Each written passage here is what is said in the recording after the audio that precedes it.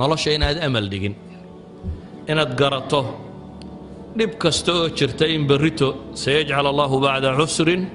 yusra in ilaahay subxaanahu wa tacaala u fudaydinayo xanuunada nafsigii intooda ugu badan haddaad qarsatana xanuun cudwiyana way sameeyaan calool xanuun bay keenaan rheumatism bay keenaan wadna xanuun bay keenaan maxaa la yidhaha sonkorow bay keenaan blood pressure bay keenaan kullu dalik xanuun nafsigi wuu keeni karaa bay culammadu yidhahdaan noloshu weji kastoo xuno ay ku tusto weji fiicanna inay yeelan karto inaad aragto inaad ka eeginoo qura dhanka xun ama si kale haddaynu u tilmaamno nebigu calayhi salaatu wasalaam wuxuu leeyahay ka kaa hooseeya eeg unduruu ilaa man huwa asfala minkum haddaad adigu xanuunsanayso mid kaa xanuun daranun baad arki haddii faqri ku hayo mid kaa liito kaa faqri badan baad arki ha eegin inta ku dhaanta ee inta badan waxaad u fiirsataa kuwa noloshoodu kaa liidato yacni waxa uu nebigu calayhi salaatu wasalaam inoo barayaa inaad eegto mid kaa hooseeya taa macnaheedu waxa weeyaan inaad ogaato mar walba nicmo inaad adigu haysato maalan qofka aan hantida haysan waxa laga yaabaa inaad aragto mid aan hanti haysan oo caafimaad qaba laakiin haddaad weydiiso wuxuu ku leeyahay maxaan caafimaadka ku haystaa derbigaasaan fadhiya gaajaan u liitaaye wuxuu arkaa inaan waxba qabin cagsigiisa waxa laga yaabaa inaad aragto mid milyaneer ah oo inta macaan iyo barashar iyo balaayo oo dham isugu timi wixiisii wax ka liqi kari la oo dunida dabadeeda haddii dhakhtar lagu sheego la yidhaha waxaad haysataba keen waa lagu caafimaadinayaa ogol hadduu kan caafimaadka qaba waxaa layna yidhi bal kuwa buka soo egtay hadduu dhakhtarka tago oo waxa dad jiifa iyo waxa nin liita iyo wax mid maalqabeen aha naftuba haysato uu arko dadka hadduu waraysto oo yidhaahdo war bal warrama waxay odhan lahaayeen waxaannu haysanno caafimaad waa siisan lahay markaasuu garan lahay in taaj saaran yihi laakiin aanu arkaynin waxay yidhahdaan sixadu caafimaadku waa taaj kuwa caafimaadka qaba saaran mase arkaan kuwa buka mooyaane kuwa kale adigu waxa laga yaabaa inaad dayrinayso leedahay maxaan haystaa waad si caafimaad qabtaa waxaad haysataa caafimaad idan nolosha gebigeeduba waa sida qofka mu'minkaa waxaa la faray inaad eegto ka kaa liita iyo ka kaa hooseeya dhibta haysata bale dhibaatadaa dhib lagu daweeyaa hal qisaan idin tilmaami doonaa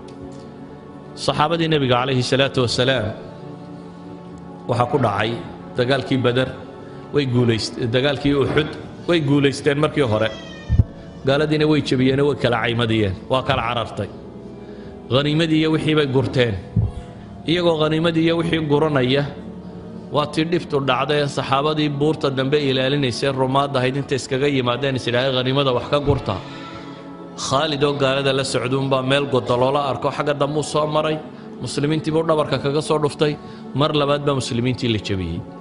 muslimiintii hadda guusha haysatay ayaa waxa ku dhacay jab sheegaya in 70 laga dilo dib loo caymadiyo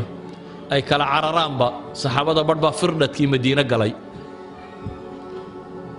taa waxa kaga sii daran iyadoo mushkiladdu halkaa marayso ayaa balaaya shaydaan ka dhex qayliyey la leeyahay nebi maxamed baa la diloo laga takhallus intii goobta ku soo hadhay ee markaa dagaalamaysana markay maqleen nebigiiba wuu dhintay ayay iska fadhfadhiisteen ilaa sacd ibnu rabiica axad saxaaba uu soo maro cumar iyo rag meel fadhiyuu yidhaah war maxaa qabanaysaan markaasay dhaha maxaanu samaynaa dee nebigiiba la dilyi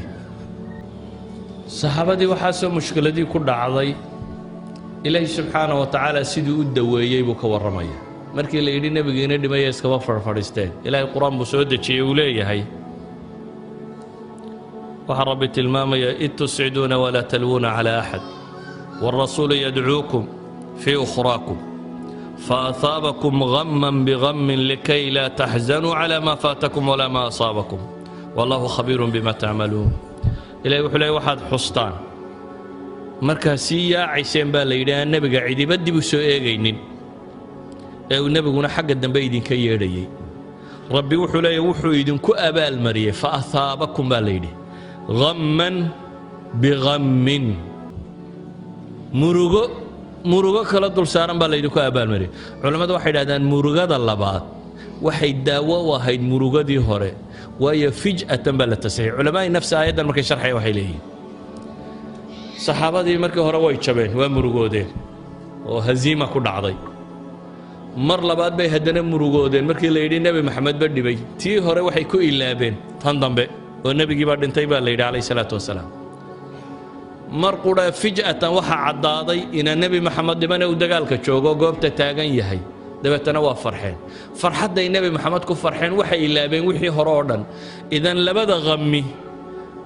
hammigii hore haziimada waxa ilowsiiyey baa la leeyahay hammigii dambe ah